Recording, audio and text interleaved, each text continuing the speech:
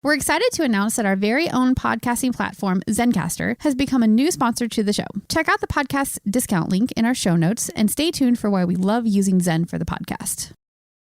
You're listening to the Archaeology Podcast Network. You're listening to the Archaeology Show with Chris Webster on KNVC 95.1 FM, Carson Community Media in Carson City, Nevada, and online at knvc.org/listen-live. Welcome to the show.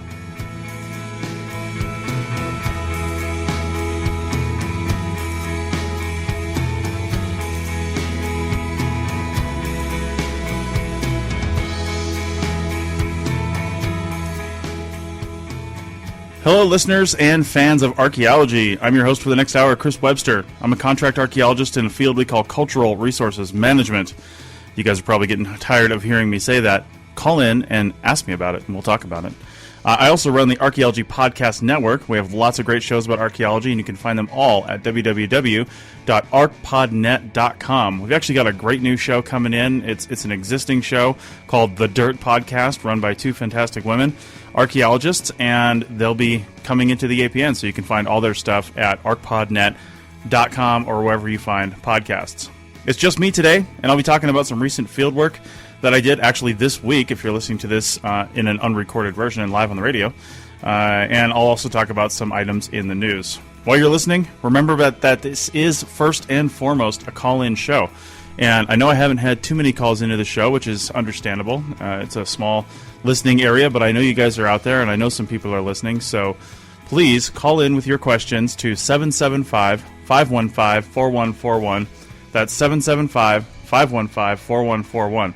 You can also tweet your questions to @ArchaeoWebby or @ArchPodNet, ARCHPODNET, and ArchaeoWebby is ARCHEOWEBBY.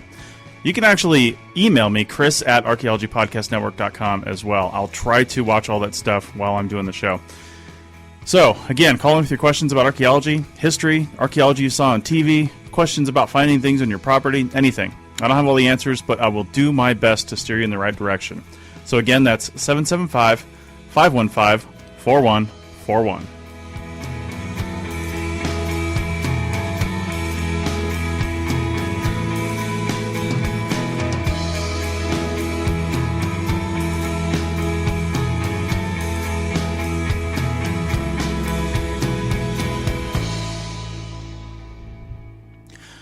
All right, everybody. As I said, it is just me today, which is, that's okay. It's my longtime guest co-host, Brian, had some other things to do at this time period that he couldn't reschedule. So, again, just me. So, please, call in, keep me company. Let's talk about archaeology.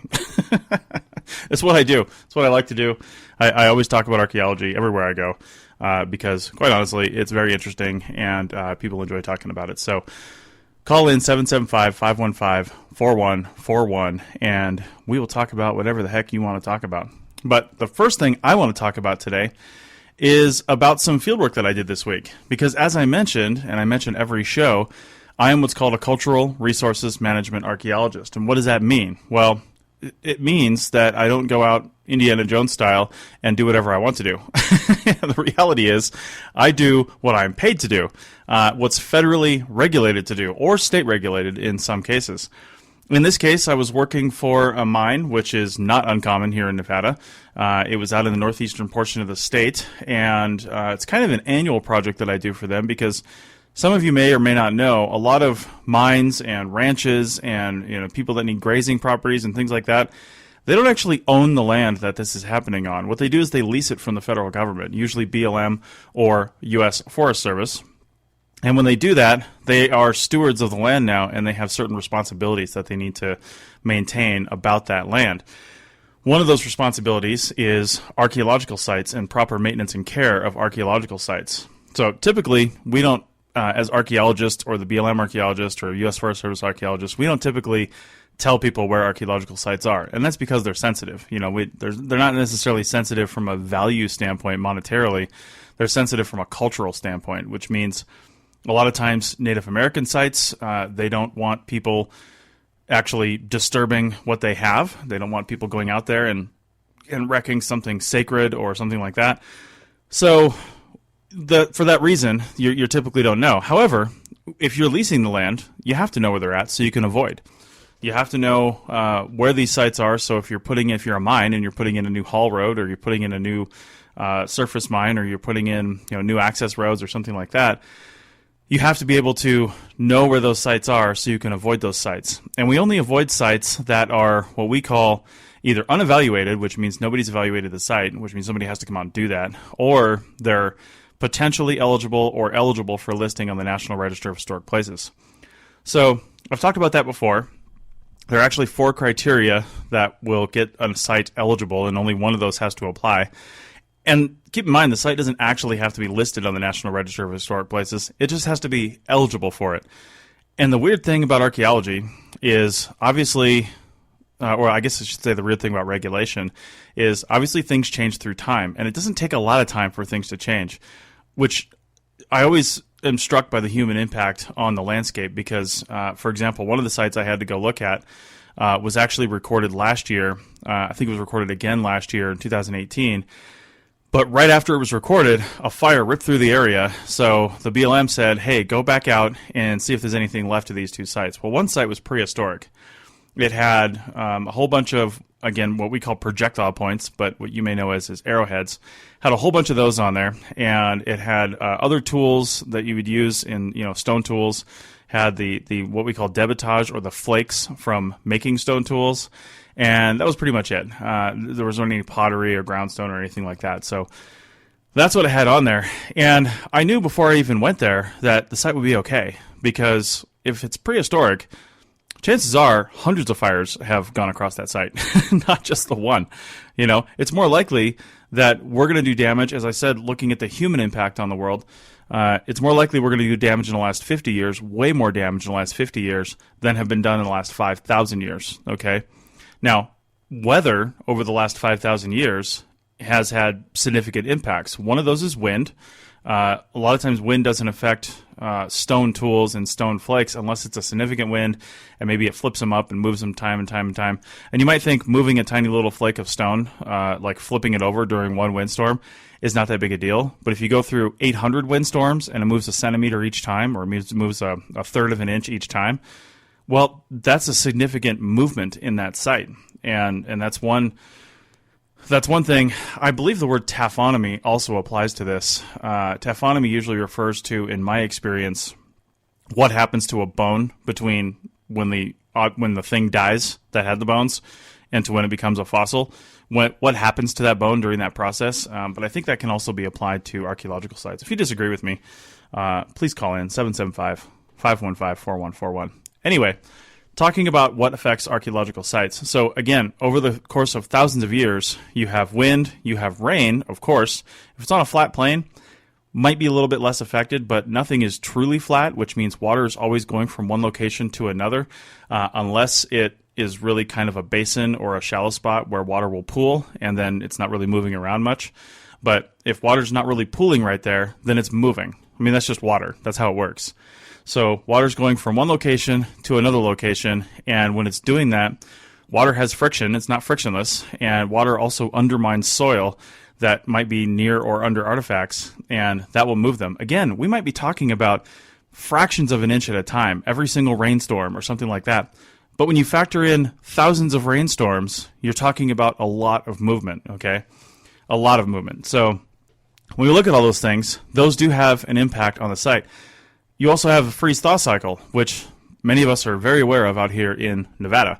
So the freeze-thaw cycle, if you're not aware of that, is basically, we go through really big temperature swings here in the Great Basin and the high desert. So it's not uncommon for a typical day in the wintertime or even spring and fall to have a 50-degree temperature swing, which means you might have lows in the 30s and highs in the 70s or 80s, right? So when that happens, when the ground freezes, it kind of pulls apart because it freezes into clumps and it pulls apart a little bit. On the wetter the ground, the more drastic that is. And as it freezes, it pulls apart and might cause little crevices and things for artifacts to fall into. And then when it thaws again, it comes back together. Well, now it's reburied some artifacts. And then you've got water and erosion and from wind coming in and revealing the artifacts again. One other thing you have is you also have game. Now, there's not a lot of game as compared to livestock today, but game does have an effect. And again, you might only see a herd of antelope in one area, once every few weeks, but when you compound that over thousands and thousands of years, again, that has a dramatic impact on how a site is formed and what happens with that site. So, what's the human impact lately?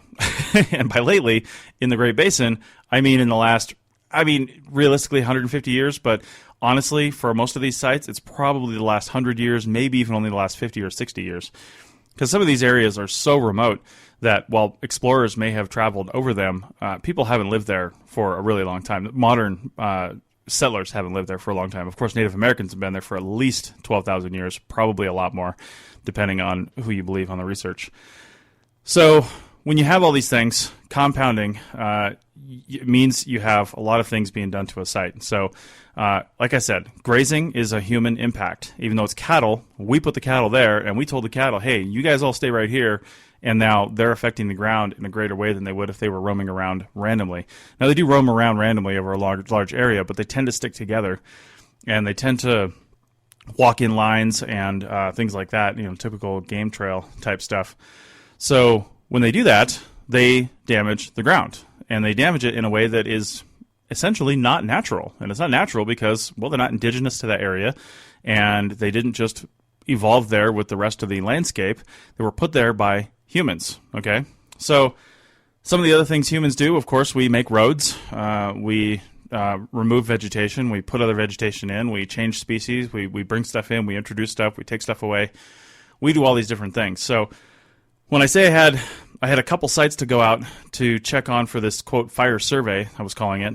One of them was prehistoric. And again, when I went out there, you could tell a massive vegetation change over just the course of less than a year. And what I mean by that is all the sagebrush was burned. You could see the husks of the sagebrush, and you could kind of see the area around the sagebrush. So it wasn't very dense. It was maybe one every couple meters, or 6 to 9 feet. So sagebrush was all burned. And then this other kind of desert grass had come in, and this leafy plant, I think it's called a mule ear plant or something like that, had come in as well.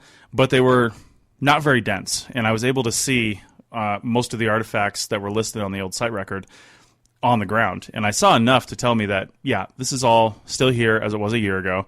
I don't know if it's the same place it was 500 years ago or 1,000 years ago, but it's at least in the same place and relatively undamaged from what it was a year ago.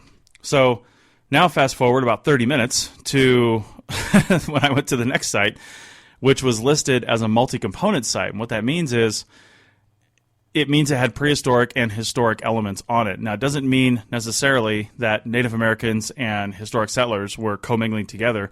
It just means it was a place where Native Americans at one time were there, and then typically European settlers were also there at some point, right?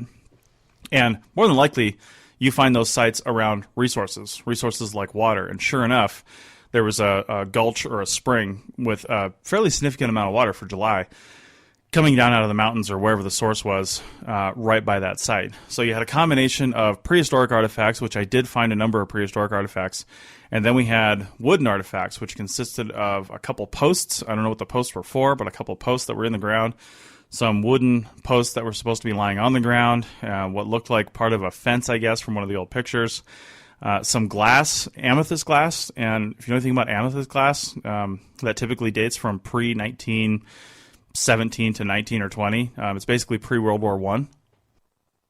And the reason for that is to make glass clear or colorless, as archaeologists call it, you add manganese to it pre-World War I, and then that would make the glass turn colorless. We don't say clear, we say colorless. But of course, our primary source of manganese was Germany. And when we went to war with Germany, they weren't just giving us manganese anymore. So, and we didn't have a local source of it, so we had to turn to something else, and that produces a whole different kind of glass. But the point is, when this colorless glass from pre-World War I sits out in the sun, the more it has in it, and the longer it sits out in the sun, the more pinkish purplish it gets. It can get to a really dark purple. It's really cool looking glass, but we call it amethyst glass, and it's very datable. So we know that the historic component of this site was at least predating World War I, or at least parts of the components were. So what was left when I got there? Again, prehistorics were there, but all the historic stuff was gone. I didn't find the glass.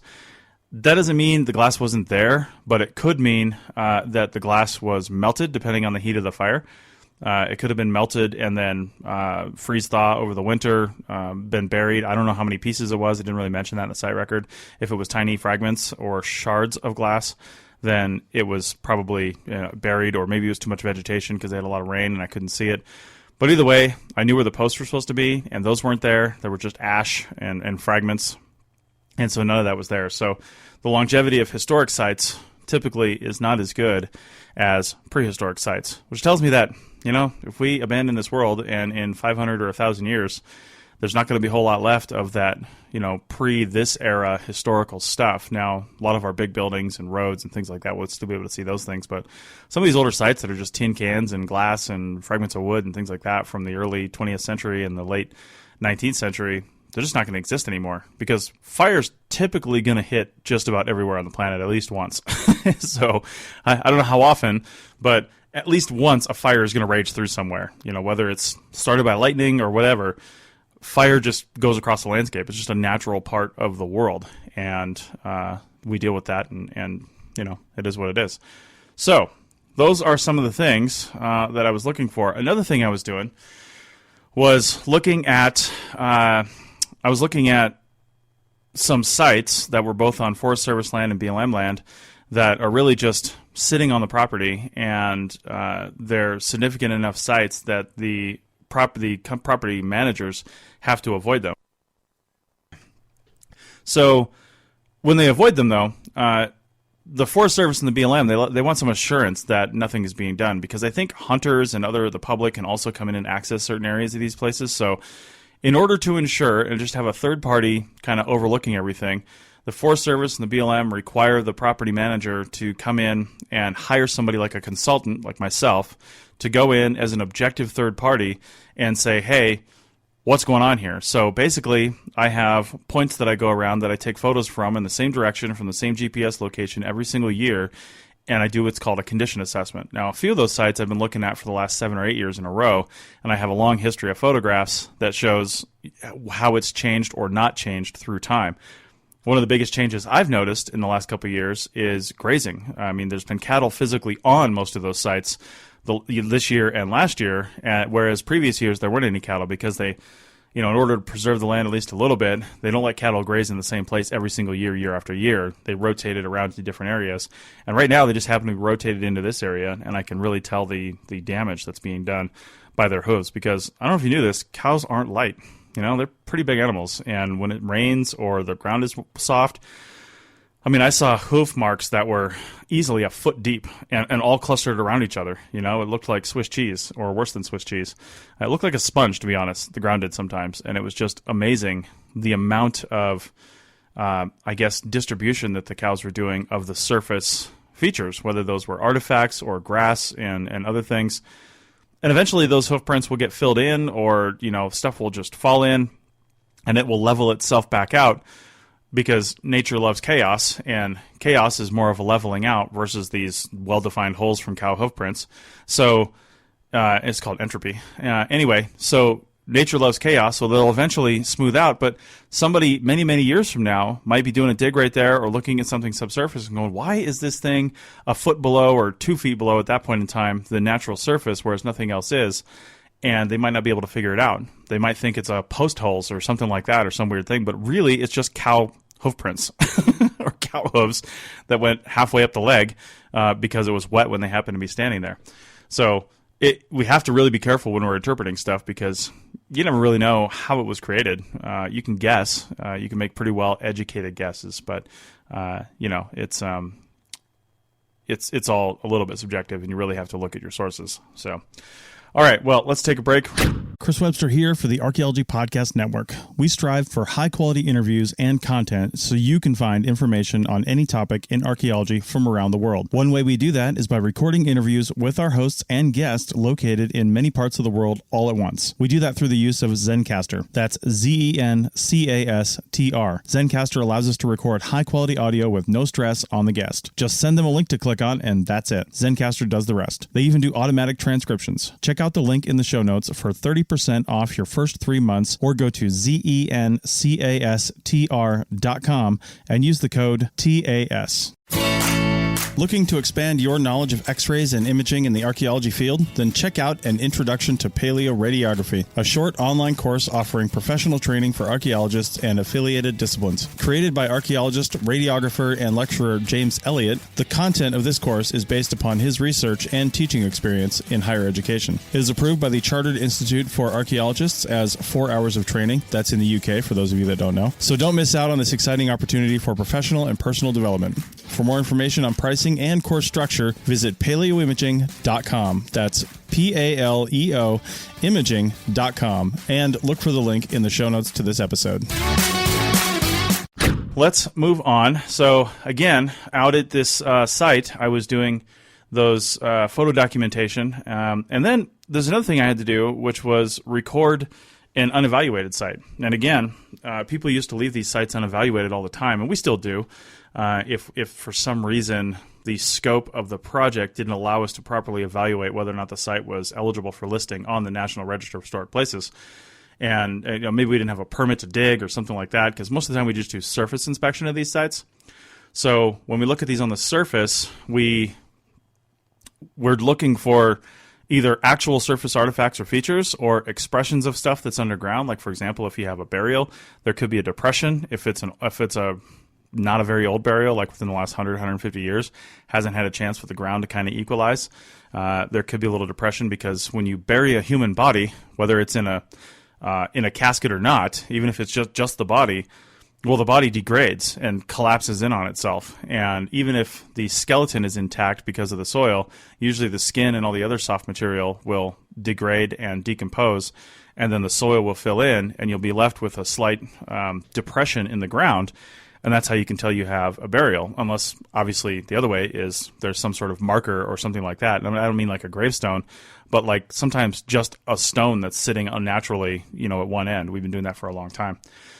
So, or it could be rocks covering the entire thing. Sometimes people did that just to keep animals out when it wasn't buried very deep, the body, or something like that. So we look for expressions like that to give us hints as to what's under the ground. So I'm out there looking at this site, and it's the last thing I had to do in this 2-day little project. And I'll tell you what, it was tough. You got to look at the time of year that you're doing these kinds of things, and I couldn't faithfully see what I was supposed to see. The site's been recorded 3 times in the past. The first time was in the 70s, and then twice in the 90s. And you might ask why it was recorded so many times. The first time it was ever found was in the late 70s, and then there was a mine property then, because that's why it was being recorded. And throughout time, whoever was managing that property had to come through and say, well, we're getting near this. We're going to put a haul road in over here, so we need to have somebody go take a look at these again.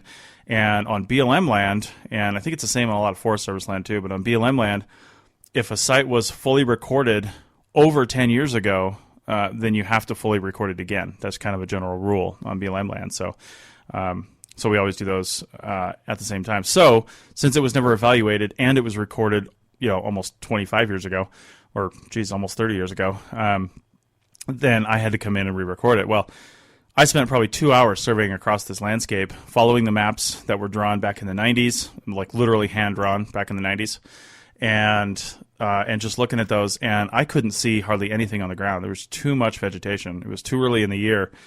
We were only able to get out there in the last month or so because there was still snow on the ground because it's a higher elevation. So I had to basically call the Forest Service and call my client and say, listen, I don't think I can do this with a good faith effort. I don't think I can make it because I can't see the ground enough to actually say what's here. If I was just trying to evaluate and say, is the site still here?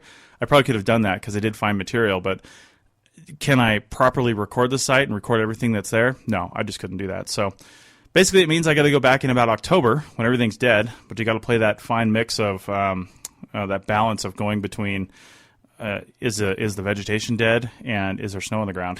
Because once there's snow on the ground, it's probably not going anywhere, and we typically don't record stuff when there's snow on the ground unless we're digging below the snow, but we're not. We're just looking at the surface, so that makes it really, really difficult. So anyway, just one final note on this whole thing. A couple of those sites were in, such a remote, beautiful area.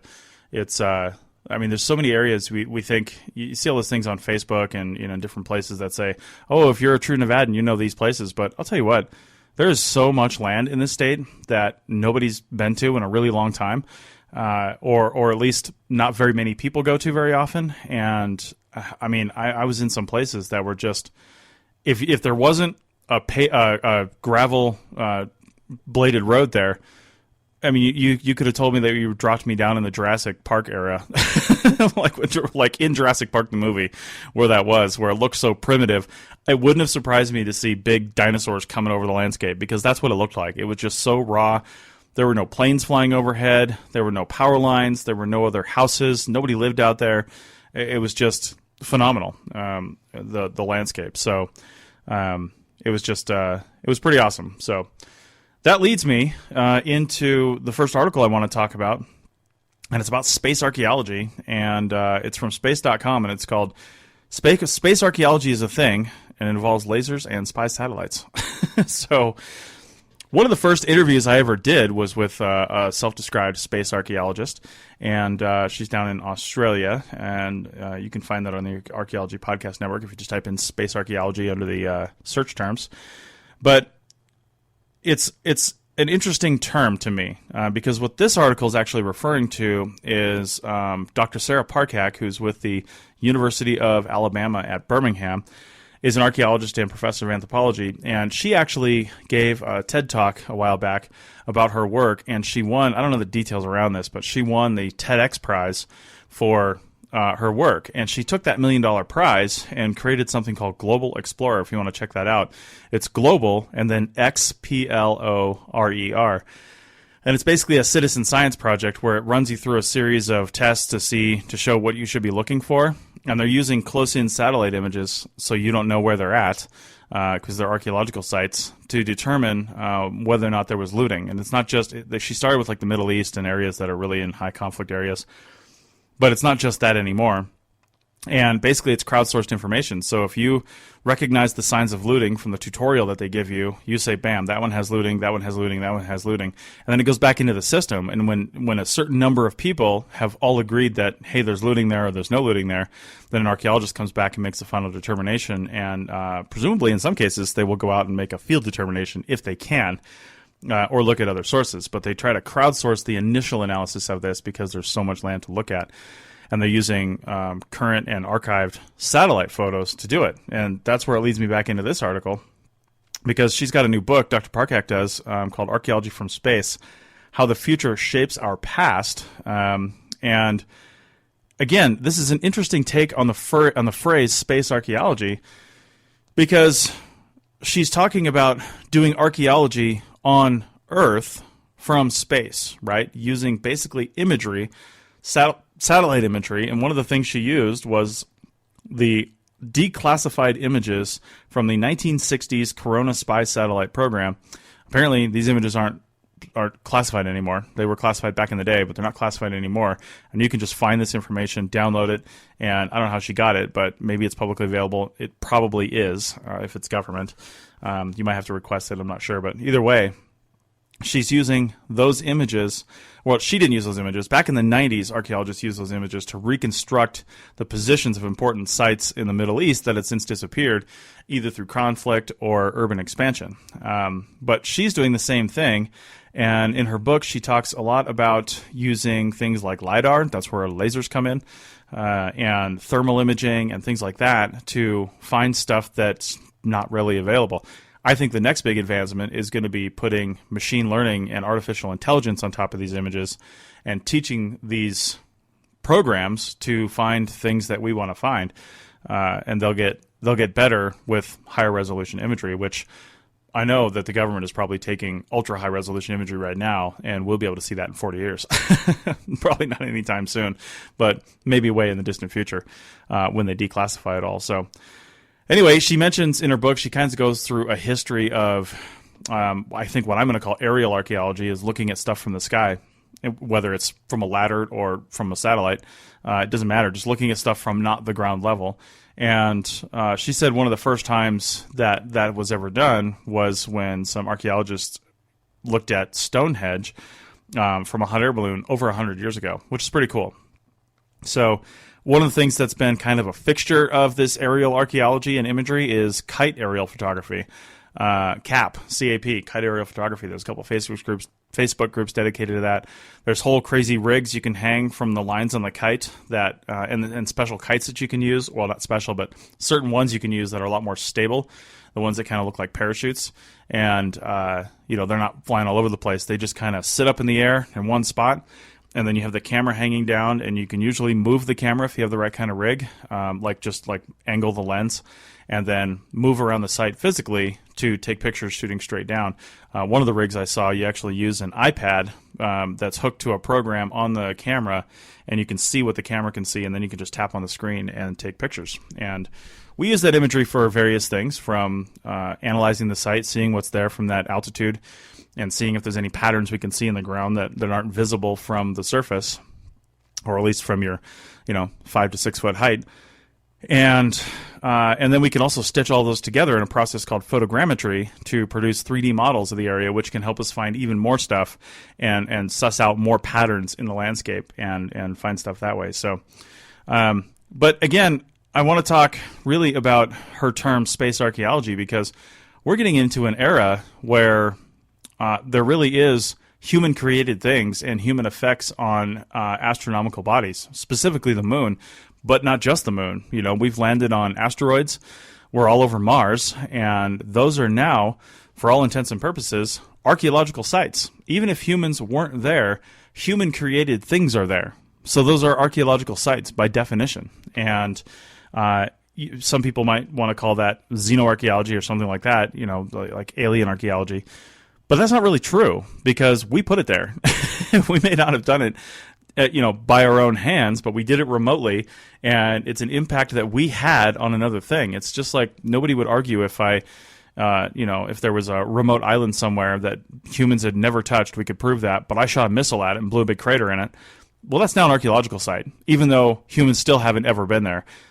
Humans modified and affected that site, and now it's an archaeological site. So that is one way that I see space archaeology. I think we should have another term for doing archaeology on the planet from space, from aerial photography, from aerial satellite photography, I should say, and other satellite programs. But that's just me. I think it's getting confusing. And I just saw an article earlier today. I don't remember what it was or where I saw it, but it was with a billionaire over in India, and he runs the only space agency company that's privately held that can actually get to the moon. And they can probably put people on the moon really soon. And sure, the United States can have all the regulation they want around sites and different things on the moon, but it doesn't really matter because nobody owns the moon. So if you can get your country to authorize you to launch an aircraft, to launch a spacecraft, and get it to the moon, well, there's nothing saying you can't go there and set up a picnic table and have lunch on the Apollo moon landing site, the first place where humans ever touched a non-celestial body, a non-Earth body. So that's pretty bad news. I mean, I'm an advocate for really kind of tearing stuff down sometimes and saving it, but I think the future of humanity lies in space, and that's one site that I would argue over and over and over again that we need to preserve, just to remember how we got there, how that first happened and what that really looked like. So I don't really think we need to save a bunch of old hotels in downtown Reno, to be honest, but I think we should save the moon landing site. And interesting thing, the moon landing site is now 50 years old. You're probably seeing a lot of stuff about the Neil Armstrong and Apollo 11 moon landing, and because it's now 50 years old this year, and this month actually. And with that being said, the 50-year rule for nominating stuff to the National Register of Historic Places obviously applies. If it's just 50 years old, then it's significant. But the weird thing is, it doesn't actually apply because the moon is not on this planet. And not only that, it's not in the United States. So none of the regulations that we have here actually apply to that. Also, if it were owned by the United States, if, let's say, some regulation came down and they said, any country or company or something like that touches another astronomical body, they own that little piece of land and maybe a buffer around it, then that is sovereign U.S. soil or something like that. It still wouldn't matter. It just doesn't apply. It doesn't apply to what we have here. So our rules here, and it's an interesting conundrum. But I think what I was trying to say is, if it does end up becoming some sort of U.S. soil and our laws do apply to it, then it would have been significant the minute it happened regardless, because that's the loophole around the National Register 50-year rule, is if it meets one of the 4 major criteria, like in a historic important event to mankind or our society, then it becomes instantly eligible. For example, the 9/11 site I bring up all the time, that became instantly eligible for listing on the National Register of Historic Places, because anyone who was alive when that happened and was old enough to process it remembers it, and it was a dramatic impact on policy and created new departments within the government, and it had a massive impact on our society. Therefore, it's determined to be culturally significant. So, okay, well, I've got one more article here that I really want to bring up. It's just a quick one, but I think I'm going to hold off on that because I was on vacation last week, and I intended to run an interview we did on the Archaeology Podcast Network with Michelle Coons of the Denver Museum of Nature and Science, because it was a great interview. But apparently the internet there wasn't very good, and I thought that it had uploaded, and it didn't. So they ran something else, and I'm not sure what they ran. But I am going to play a portion of that right now. If you want to hear the rest of it, it's going to release in about a month and a half or so on the Archaeology Podcast Network over at arcpodnet.com/archaeology/71. And I'll mention that again after I play this clip. So this is going to pretty much head right into it, and I'll come back in about 15 minutes after that is done. If you want to ask me a question about anything, 775, wow, I always forget the phone number. How about that? 775-515-4141.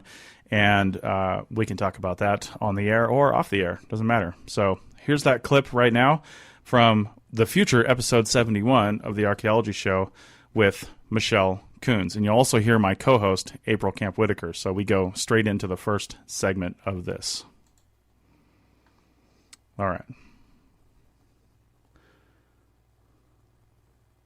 So as this gets ready to play, we're going to hear her talk about some programs and something called Magic Mountain, which is actually weirdly owned by Disney. I may have screwed this up, too. I've never actually brought a clip in here before, and there was nobody in here when I got here, so we might not be listening to this clip, which is fine.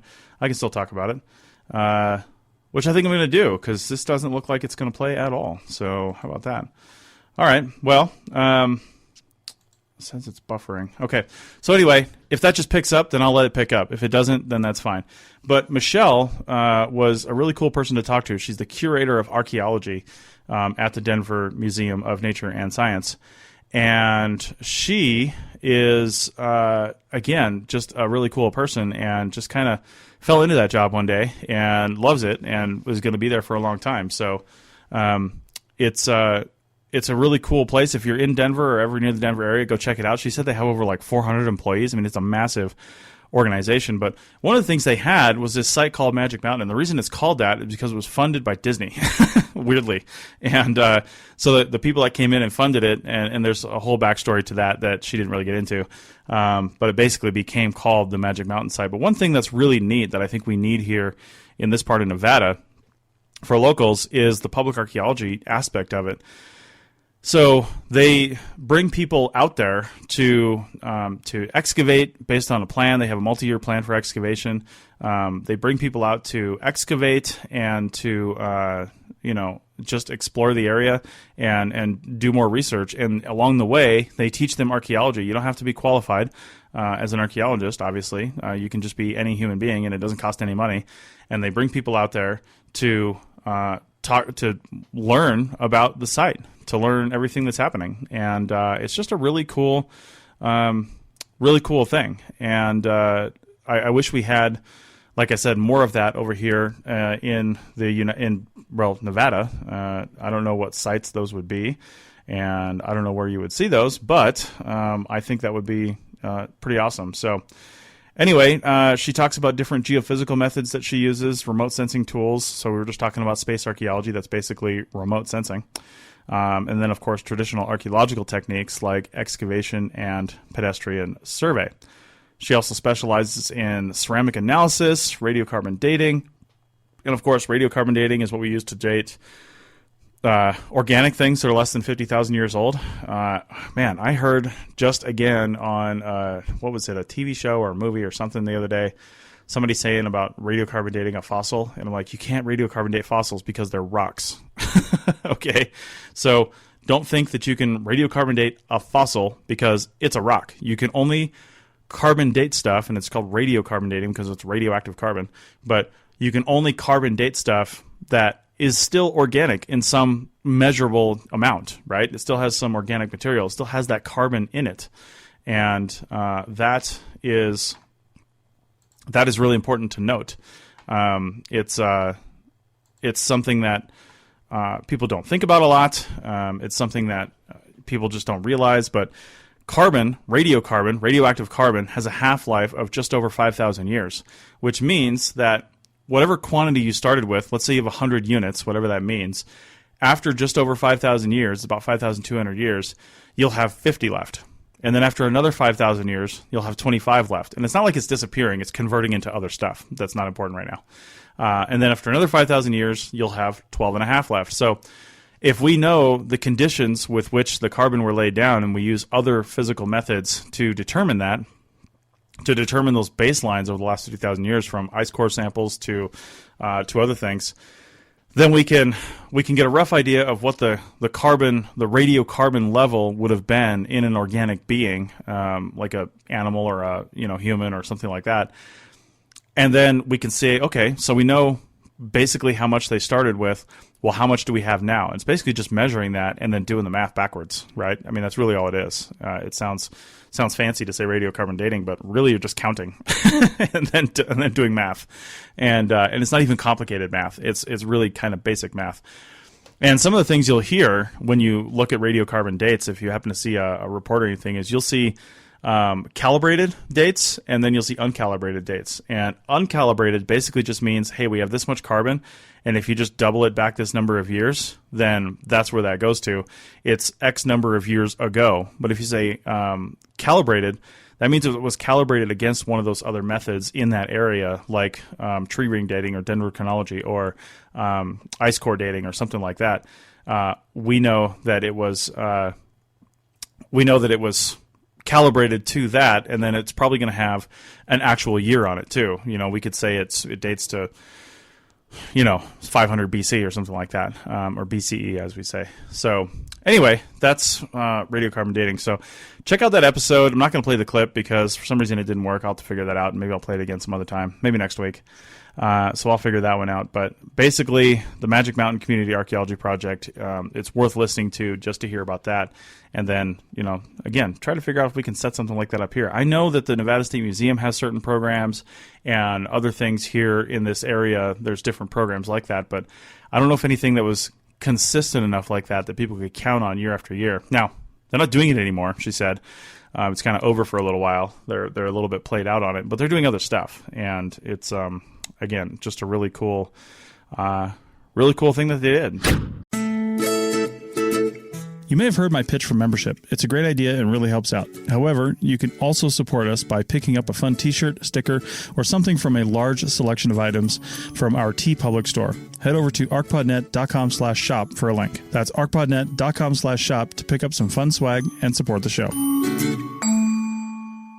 One of these last articles is about King Tut. Everybody knows King Tut, the famous Egyptian boy king. This article is from CNN just a day or two ago by a reporter named Jack Guy. And again, it was on July 18th. And it's called King Tut's Coffin to be Restored for the First Time Since It Was Discovered. So King Tut was discovered in 1922. And it was initially moved, and then it's now stored in this tomb in Luxor. Actually, they just moved it not too long ago. And I didn't actually know it was even still there. Apparently, they've been preserving it, in place like that for a really long time.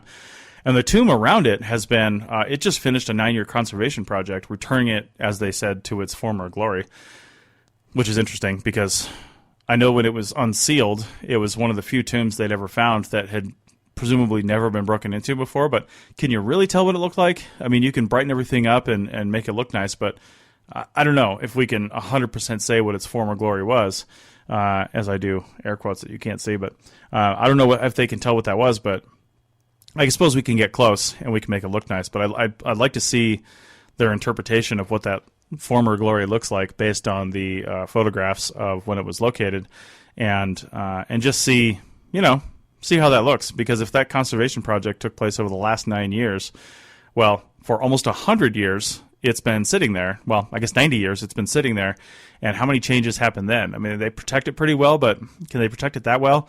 And what did they base the conservation project on? The images from 1920 that were in black and white, or more recent images? I mean, do we have a catalog of what's changed? Can we even tell that? Nothing is really straightforward when it comes to archaeology and history. You got to look at all these factors. So, all right. It says the restoration will take about 8 months. Coffin suffered a lot of damage, including cracks in the golden layers of plaster and weaknesses in all the golden layers.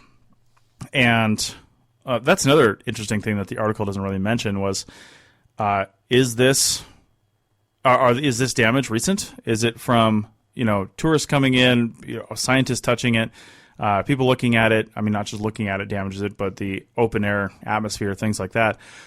Or is that over the last couple thousand years that it's been sitting down there, right? Is that damage just from time, or is that damage in the last 100 years? That's something that I would be interested in knowing, because honestly, it's really difficult to fix all that. It really is.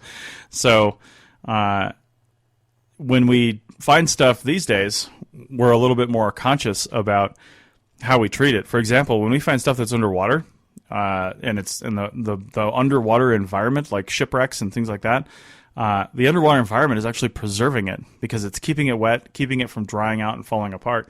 And we have to be really careful. We can't just pull stuff out of the ground. We can't just pull stuff out of the water, I should say. We have to be real careful. And it's not much different than an Egyptian tomb. I mean, those things are sealed up under the desert. They're in some air that is very stagnant. They're in some, and it's not necessarily air from, 2,000 years ago, but it's a different environment than what we live in now. There's a lot of chemicals in the air. There's a lot of things in the air that we're just used to, but that are very damaging to things from the past, obviously, because it would have been damaging if these things were in the past now. But either way, we have to be careful. So, for example, when we pull, say, wooden artifacts out of the water, like shipwrecks and other things from ships, even like metal artifacts that are rusty, we have to immediately immerse those again, or put them in solutions, or coat them in something that slow down or stop that decay process altogether. That's what we have to do. So it's not an easy task, not an easy thing to do that, but again, that's what we have to do to slow down that process. And it's the kind of thing you have to think about. When you're training as an archaeologist, you don't just learn about the history and the past of different regions, because for one thing, you can't learn about all different regions, but you can't learn about just these few things. You also have to learn about general preservation techniques and basic, archaeological method and theory, they call it. Because if you know the method and theory, if you know how to find stuff and how to preserve stuff and how to best describe those things, well, then you can just about work almost anywhere, and then learn the little idiosyncrasies of that area once you get there. So that's that. And another thing I'd want to worry about too, or at least discuss with somebody that's an Egyptologist or somebody that over in Egypt, is we have to be real careful in this country, and rightly so, about displaying Native American remains. Okay. People don't seem to care as much about historic remains, but Native American remains for sure. We have to be careful not only where those are displayed. I heard something relatively recently about, actually on a podcast on the Archaeology Podcast Network, about a woman who went to grad school, and there was a recent thing right before she got there where there was a poster with Native American remains on it from an archaeological excavation posted outside the office. It wasn't intentionally outside this person's office, but somebody just didn't think when they put it up. But outside the office of a Native American researcher that worked there. I don't know if they're a professor or whatever, but I mean, they get very again, rightly so, they get very emotional about these things, and it's a very spiritual thing for them to see ancestral remains, even if it's not necessarily their ancestors. It's a thing that dramatically affects them, and it has to be considered. It has to be thought of. Well, what I'm talking about here is, where else in the world is that true? It might be true in Australia, where the Aboriginal population is still around, and still there, and still very much a factor of everyday life. But is it true in Egypt, where Egyptians probably see themselves as direct descendants of the Egyptian dynasties that these were from? Do they care? Are they proud of seeing that stuff on display? Do they want people to see it? Does anybody have a spiritual or philosophical objection to these things being on display? One would think no, because the massive, for example, the Grand Egyptian Museum, where the tomb of the casket of King Tut is being restored, is this massive thing. It's only about 2 kilometers away from the actual pyramids at Giza, and you can look out over this glass and just see them out there. I mean, it's supposed to be this amazing, amazing thing, and it's real interesting to me how other cultures, treat all this stuff, and how other cultures, see and understand how their ancestors lived, and then how they interpret that themselves. It's a really weird thing. I'm interested to know what other people think about that. What do how do you feel about your ancestors? What about your grandparents? What if your grandparents were famous and their bodies are on display for some weird reason? We don't really do that much anymore. But what if that were the case? What if that were the thing? Is that something that would bother you? What if in this day and age your recent relative that's deceased decide to have themselves plasticized, like that bodies exhibit that travels around, and in a position like, hey, mowing the lawn, but here's all my muscles and bones? Would that be something that disturbs you? Does it disturb you because it's a weird skeleton, it's not something we're used to seeing? Or does it disturb you because it's somebody you knew in real life, or somebody you were related to? Does it disturb you from that aspect? I'm very curious to hear people's opinions on that. Probably running out of time for this episode, but feel free to drop me an email, chris@archaeologypodcastnetwork.com. We'll have the conversation there, or over on Twitter, or on our Facebook page, which I didn't mention, facebook.com/arcpodnet, Instagram /arcpodnet, everything /arcpodnet, ARCHPODNET. Okay, so in the last couple minutes here, I want to bring up another old discovery, and it's about a 9,000-year-old mask. And I love the headline from National Geographic, which is surprising a little bit from National Geographic, but says stuns archaeologist and raises eyebrows. I love it when scientists are shocked, or archaeologists are stunned, or everything's all weird. But I'm not going to get into the article too much because we don't have time, but this mask is freaky looking. It's kind of oval shaped. It's got weird little oval shaped eyes and kind of a slit of a mouth with, what looks like teeth kind of etched into the outside of it. And they said it's a rare discovery, and it was announced by the Israel Antiquities Authority. It was recovered several months ago by their theft prevention unit, according to a press release that they let out. And then I guess National Geographic got a hold of it. But it's a pretty crazy thing. They said it's a newly discovered mask, and it shares many characteristics of others that have been found to date. And it says it's amazing, it's beautiful. This person was involved with the discovery and the identification. This person says you see it, you want to cry from happiness. I'm not really sure about that. But it does have some interesting appeal. It's just a really neat specimen, and if it really is 9,000 years old, that's the amazing part to me. But people are wondering about the exact purpose of these masks that are found. And again, somewhere around 9,000 years ago, a lot of them are found, and in the Israel area there, or what became Israel, said they may be associated with a form of ancestor worship, or something like that. And of course, funerary rituals or other rituals are, this person says, just elaborate party gear. I'm glad they said that, because I've mentioned on this show before, anytime archaeologists don't know what's happening, they always say ritual. Now, a lot of times it is ritual. Let's be honest. People make special things because of religion, right? They make special things that are kind of one-offs, or special things that are, just special to them because of religion. So saying ritual is not really out of the realm of possibility, although I do make fun of it. So anyway, it's a pretty cool article. Some really neat stuff in there. You can see some other masks that they have. They're like these full skull type masks that are just really crazy. And then they talk a lot about where it was found and how it was found. So it's a really well-written article. Again, if you want to hear anything about these or see some of these things again, go to the Archaeology Podcast Network, because this will eventually make it up there as a recording and a podcast, and you can listen to it to your heart's content and see the show notes. That's the one thing about radio is I can't leave show notes because this is live and there's no show page. So we run into that issue all the time. But if you want to stay abreast of archaeology news, and you happen to have an iPhone, one of the ways you can do that that's really easy is the new-ish last year News app from Apple. Now, they have News Plus now, which you don't really need. I haven't seen any News Plus articles about archaeology, but I just have a search related to the topic of archaeology, and I have archaeology searched in a lot of other ways too, but just this one about archaeology, and it's a really great way to keep up on some news that's happening and some things in the archaeology world, and it's all over the place. Again, from Egypt to Pompeii to the United States and everything in between. So definitely check that out if you want to keep up on your archaeology news.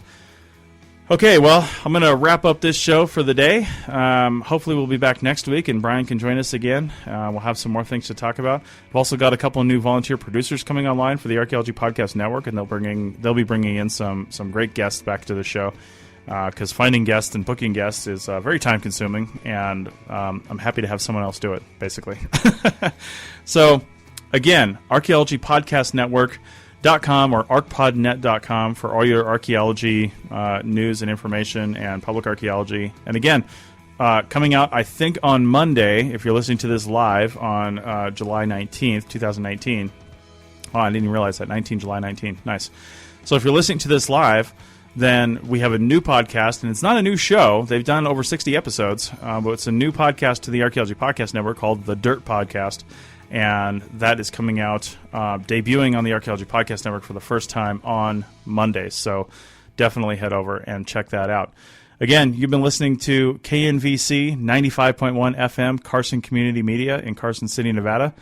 And online, hopefully, at knvc.org/listen-live. And I have listened to this in other areas where you can't pick up the signal, the 95.1 FM signal, and just run it on my phone and Bluetooth it through my stereo, just like you're listening to the radio. So if you ever want to hear the show and you don't happen to be around and you have the data to support it, then go ahead and listen to it through your car stereo while you're driving, or just wait for the podcast to come out. So, all right, that's all I've got today, everybody. Thanks a lot for listening, and thanks a lot for hopefully learning something and telling somebody about it.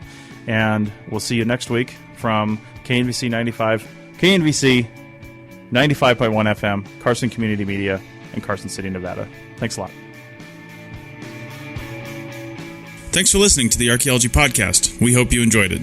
You can provide feedback using the contact button on the right side of the website at www.archaeologypodcastnetwork.com/archaeology. Or you can email Chris at archaeologypodcastnetwork.com. Please like and share the show wherever you saw it so more people can have a chance to listen and learn. Send us show suggestions and follow ArcPodNet on Twitter and Instagram. This show is produced by the Archaeology Podcast Network. Opinions are solely those of the hosts and guests of the show. However, the APN stands by their hosts. Special thanks to the band Sea Hero for letting us use their song I Wish You'd Look. Check out their albums on Bandcamp at seahero.bandcamp.com. Check out our next episode in 2 weeks, and in the meantime, keep learning, keep discovering new things, and keep listening to the Archaeology Podcast Network. Have an awesome day.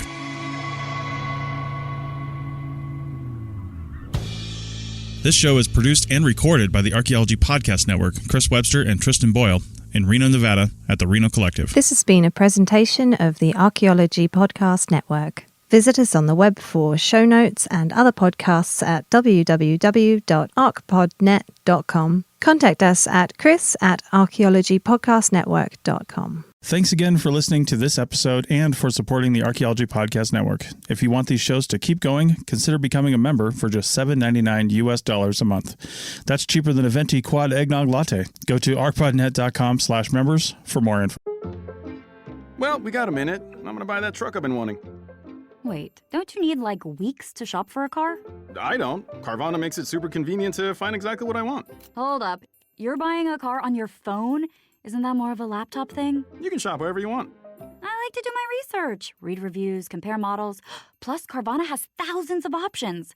How'd you decide on that truck? Because I like it. Oh, that is a great reason. Go to Carvana.com to sell your car the convenient way.